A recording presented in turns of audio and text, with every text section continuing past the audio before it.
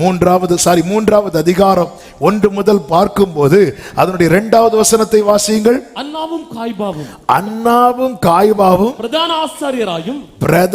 ஆசாரியராயும் இருந்த காலத்தில் வனாந்திரத்திலே சகரியாவின் குமாரனாகிய யோவானுக்கு தேவனுடைய வார்த்தை உண்டாயிற்று.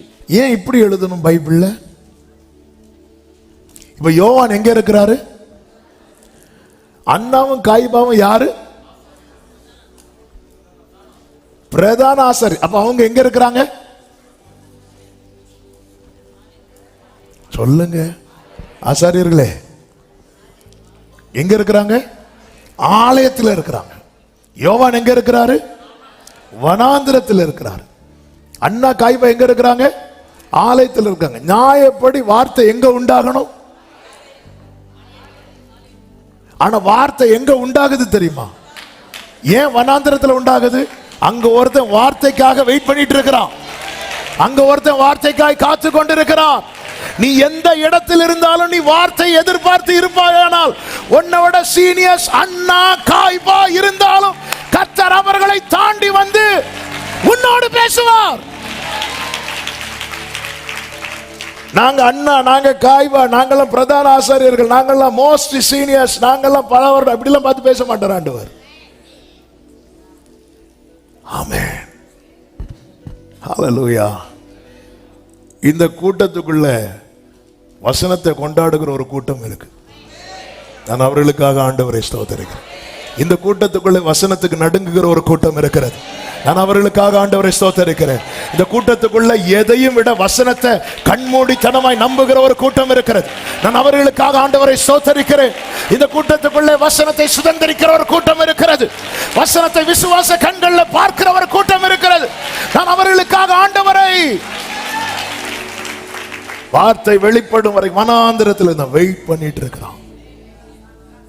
வார்த்தை வெளிப்படும். இந்த வார்த்தை கிடைச்சிட்டுனா ஹேரோதின் கத்தி யோவான் ஸ்நானன் கழுத்தில் இருக்கு.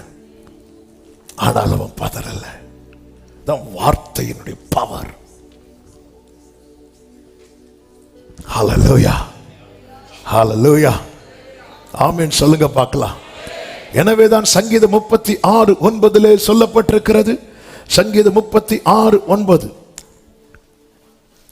ஜீவ ஊற்று உம்மிடத்தில் இருக்கிறது, உம்முடைய வெளிச்சத்திலே வெளிச்சம் காண்கிறோம். இதுக்கு மேல படிக்கும் போது 7ல இருந்து படிச்சீங்கன்னா உம்முடைய கிருபை எவ்வளவு அருமையானது. அதனாலே மனுபுத்திரர் செட்டைகளிலே வந்தடைகிறார். உமது ஆலயத்தில் உள்ள சம்பூரணத்தினால் திருப்தி அடைவார்கள். பேரின்ப நதியினால் அவர்கள் தாகத்தை தீர்க்கிறார். அப்போ கிருபையாய் கொண்டு வரார், கலிகூற பண்ணுகிறார், எல்லாவித நன்மையினால் திருப்தியாக்குகிறார். அடுத்த ஒரு வார்த்தை தான் ஜீவ ஊற்று உம்மிடத்தில் இருக்கிறது. அந்த ஜீவ ஊற்று தான் வேர்ட் ஆஃப் காட். வார்த்தை ஆவியா இருக்கிறது, ஜீவனா இருக்கிறது. தாவீது நதி போல என்றெல்லாம் சொல்லப்பட்டிருக்கு. வேர்டு வேர்டு வேர்டு, வார்த்தை. சொல்லிவிட்டு அடுத்த வார்த்தையில் என்ன தெரியுமா? உம்முடைய வெளிச்சத்திலே வெளிச்சம் காண்கிறோம். உம்முடைய வெளிச்சம் பைபிள் தெளிவாய் சொல்லுகிறது. கர்த்தருடைய வசனம் கால்களுக்கு பாதைக்கு. இந்த வெளிச்சத்துல நம்ம ஃபியூச்சரை பார்க்கணும். உம்முடைய வெளிச்சத்துல நம்ம ஃபியூச்சர் எதை வச்சு பார்க்கிறோம்? 12th மார்க் வச்சு,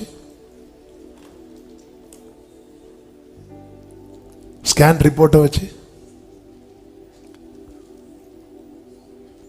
கட்டப்பட்டிருக்கிறான். பவுல் சொல்லுகிறார், எனக்கு குறித்திருக்கிறது நிறைவேறும். காற்று வந்து அடிக்குது, அடிக்கிற அடியில கப்பல் எல்லாம் பீஸ் பீஸ் ஆகுது. உம்முடைய வெளிச்சத்தில் அநேக நாளாவது சூரியனாயாவது சந்திரனாயாவது காணப்படல. வெளிச்சமே இல்லாத இடத்துல ஒருத்தன் வெளிச்சத்தை பேசுறான், ஃபியூச்சரை பேசுறான், ஃபியூச்சரை பேசுறான். எனக்கு ராயனுக்கு முன்னாடி நிக்கணும் அப்படிங்கிறான், ஃபியூச்சரை பேசுறான். எங்கிருந்து பவுல இந்த வெளிச்சத்தை பாக்குறீங்கன்னா உம்முடைய வெளிச்சத்துல. வசனத்தை வைத்து ஒருத்தங்க வாழ்க்கையை பார்த்துட்டாங்கன்னா அந்த வாழ்க்கையை பார்க்க வைக்காம கர்த்தர் அந்த தீபத்தை ஆணையவே விட மாட்டார். அந்த வேர்டை ரிப்பீட் பண்ற, வசனத்தை வைத்து உங்க வாழ்க்கையை நீங்க பார்க்க ஆரம்பிச்சிட்டீங்கன்னா அந்த வாழ்க்கையை நீங்க பார்க்காம உங்க தீபத்தை அணைய விட மாட்டார். கர்த்தராகிய கிறிஸ்துவை காணும் முன்னே நீ மரணமடைய மாட்டாய் என்று சிமியோனுக்கு பரிசுத்த ஆவியானவரால் உரைக்கப்பட்டிருந்தது. அந்த தீபத்தை அணைய விடல. எக்ஸ்பைரி டேட் தாண்டினாலும் கர்த்தர் வாழ வைத்து கொண்டிருப்பார். அவருடைய மறைவில் வைத்திருப்பார். ஆமா, மன்னாவுக்கு ஒரு எக்ஸ்பைரி டேட் உண்டு. எக்ஸ்பைரி எவ்வளவு நேரம் தெரியுமா? மன்னா வேலிடிட்டி ஒன் டேனா 23, அது பவர் கட் டைம். ஒன் டேனா 24 மணி நேரம். 24 மணி நேரம் தாண்டி அடுத்த செகண்ட் மண்ணா என்ன ஆயிரும் தெரியுமா? மண்ணாயிரும், கெட்டு போயிரும். அப்போ அவ்வளவுதான். 24 மணி நேரத்துக்கு அப்புறம் இந்த மண்ணா இருக்காது. ஆனா ஒரு பிடி மண்ணா வாழ்ந்து கொண்டிருந்தது. எங்க இருந்துச்சு தெரியுமா? உடன்படிக்கை பெட்டிக்குள்ள. ஆமென். பல பல பல பல கெட்டு போகிற சூழ்நிலையும் தாண்டி கர்த்தர் உங்களை வாழ வச்சிட்டு இருக்கிறாரு. நீங்க எங்கேயோ இல்ல, அவருடைய உடன்படிக்கை பெட்டிக்குள்ள இருக்கிறீங்க. ஏனென்றால் உரைக்கப்பட்டது இன்னும் நிறைவேற வேண்டியிருக்க. நம்புறவங்க மட்டும், கர்த்தர் இந்த வார்த்தை எனக்காக சொன்னார்னு சொல்றவங்க மட்டும் கரங்களை தட்டி தேவனுக்கு ஹalleluya ஹalleluya. நீர் போய் வார்த்தை சொல்லிட மனதும் மாறிட மனிதன் இயேசுவே நீர் சொன்ன தவறாமல் நீரை. எனவேதான் பவுல் சொல்லுகிறார் 2 கொரிந்தியர் 4வது அதிகாரம் அதனுடைய 6 முதல் நீங்கள் பார்த்தீர்கள் என்றால், இருளில் இருந்து வெளிச்சத்தை பிரகாசிக்க சொன்ன தேவன். எங்க இருந்து? சத்தமா சொல்லுங்க. இருள். அதாவது பெரிய செய்தி. நான் அப்படியே ஷார்ட் பண்ணி சொல்லி முடிக்கணும் 12:30க்கு. எனவே நீங்க என் கூட டிராவல் பண்ண உங்களை நான் அன்புடன் அழைக்கிறேன். அனுமதி இலவசம். ஹல்லேலூயா. ஆமென். கர்த்தர் நல்லவர். ஆமென். என்ன சொன்ன? இருளில் இருந்து வெளிச்சத்தை பிரகாசிக்க சொன்ன தேவன் இயேசு கிறிஸ்துவின் முகத்தில் உள்ள தமது மகிமையின் அறிவாகிய ஒளியை தோன்ற பண்ணும் பொருட்டாக எங்கள் இருதயங்களிலே இருளிலிருந்து வெளிச்சத்தை பிரகாசிக்க சொன்ன தேவன். அப்படின்னா இருளிலிருந்து வெளிச்சத்தை கர்த்தர் எப்படி உண்டாக்கினார்? வார்த்தை. அப்பொழுது என்ன உண்டானது? வெளிச்சம் உண்டானது. வெளிச்சம் உண்டாக கடவது அப்படினார். கர்த்தர் அப்படி சொன்னார். வெளிச்சம் உண்டாயிட்டு. அப்படி எப்படி இந்த இருள் நீங்கி வெளிச்சம் உண்டானதோ அப்படியே இயேசு கிறிஸ்துவின் முகத்தில் உள்ள தமது மகிமையின் அறிவு, பிதாவாகிய தேவனுடைய மொத்த அறிவையும் மொத்த அன்பையும், அதெல்லாம் ஒரே வார்த்தையில் சொல்லணும்னா அந்த மகிமை மேல் மகிமையை பார்க்கணும்னா யாரை பார்த்தா மட்டும்தான் முடியும் தெரியுமா? Jesus Christ. ஹல்லேலூயா. அதை நமக்குள்ளே பிரகாசிக்க பண்ணினார். கிறிஸ்துவின் மூலமாய்தான் வாக்குத்தத்தங்கள் நமக்குரியதாய் மாறுகிறது. வாக்குத்தத்தங்கள் எல்லாம் இஸ்ரவேலருக்கு மாத்திரமே உரியதா இருந்தது. ஆனால் கிறிஸ்துவின் மூலமாய் நாமும் அதற்கு உட்படுகிறோம். எனவேதான் வாக்குத்தத்தங்கள் கிறிஸ்துவுக்குள்ளே ஆம் என்றும், வாக்குத்தத்தங்கள் கிறிஸ்துவுக்குள்ளே ஆம் என்று. ஆமென். வாக்குத்தத்தங்கள் நம் இயேசுவுக்குள்ளே ஆமென் என்று இருக்கின்றது. அவர் சர்வ வல்ல தேவனாயிருப்பதால் வார்த்தைகள் எல்லாம் நிறைவேறும். அவர் உண்மையுள்ள ரேமம் ரச்சனலரியாச்சனரே. ஹல்லேலூயா ஹல்லேலூயா. ஆமென். பிரகாசித்தார். 7வது வசனம். இந்த மகத்துவம் உள்ள வல்லமை எங்களால் உண்டாயிராமல் தேவனால் உண்டாயிருக்கிறது என்று விளங்கும்படி இந்த பொக்கிஷத்தை மண் பாண்டங்களில் கைகளை உயர்த்தி சத்தம் ஆமென் சொல்லுங்க பார்க்கலாம். ஹல்லேலூயா. வார்த்தை உடையவன், அபிஷேகத்தை உடையவன், அழைப்பை உடையவன், தேவ திட்டத்தை உடையவன். அதையெல்லாம் எப்படி பார்க்கணும் தெரியுமா? பொக்கிஷம், ட்ரெஷர். ஆமென். ஹல்லேலூயா. ஆமென். இந்த பேங்குக்கெல்லாம் பணம் கொண்டு போவாங்க, பார்த்துருக்கீங்களா? டெம்போல ஃப்ரண்ட்ல ஒரு ஜீப்பு போகும், பின்னாடி ஒரு ஜீப்பு போகும். ஏன் ஜீப்பு போகுது? ஏன் பாதுகாக்கணும்? ஏதாவது சொல்லுங்க. பணத்தை திருடிட்டு போயிடக்கூடாது. பவுல் எவ்வளோ கஷ்டப்பட்டார்னு அடுத்து சொல்றாரு பாருங்க.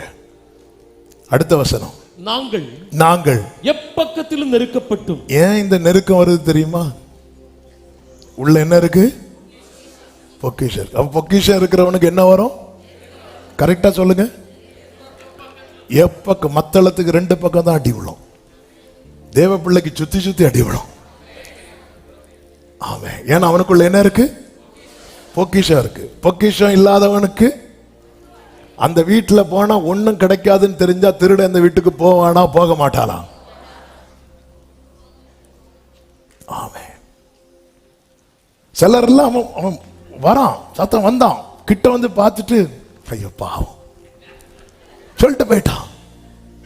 ஆனா சிலர் பாருங்க, இப்படிதான் ஒரு சகோதரி வெற்றின் மடத்துல இருந்தே நடந்து போயிட்டு இருந்தாங்க. நல்லா அப்படியே முக்காடெல்லாம் போட்டுட்டு அப்படியே போயிட்டே இருந்தான். ஒருத்தன் ஃபாலோ பண்ணிட்டே வரான். பயங்கர திறமையா, அந்த செயின் பறிக்கிறதுல திறமையானவன். நேர வெற்றின் மடம் தாண்டியாச்சு, சிஎஸ்சி ஸ்கூல் தாண்டியாச்சு. கீழே WCC கிட்ட வரும்போது அவன் வித்தை கையில் எடுக்கிறான். வண்டி ஆக்சிலேட்டர் சர்ன்னு கூட்டுறான். அப்படி கழுத்துல கை வச்சா செயினை பறிச்சுட்டு போலான்னு பார்த்தா ஏமாட்டோம். அந்த லேடி பெண்டிகாஸ்ட் லேடி. போனவன் வண்டியை திருப்பிட்டு வந்து அந்த லேடிக்கு ஓங்கி ஒரு அடி. அதான் ஒண்ணு இல்ல, அப்ப எதுக்கு மறைச்சிட்டு போற? பாருங்க, அவன் என்ன எதிர்பார்த்து வந்தான் தெரியுமா? அதுக்கு ஏதாவது இல்லைன்னு தெரிஞ்சா வந்து ஒரு அடி தந்துட்டு போறான். அவன் திருடனே ஐட்டம் உள்ள இல்லைன்னா வரமாட்டான். நீங்க வீடை திறந்து போட்டு லைட்டை போடுங்க, உள்ள ஐட்டம் இல்லைன்னு தெரிஞ்சா வரமாட்டான். ஆனா உள்ள பொக்கிஷம் இருக்குன்னு தெரிஞ்சா. ஹல்லேலூயா. பவுல் சொல்றாரு, என்னை ஏன் இவ்வளவு கஷ்டப்படுத்துறாங்க தெரியுமா? நான் ஏன் எப்பக்கும் நெருக்கப்படுறேன் தெரியுமா?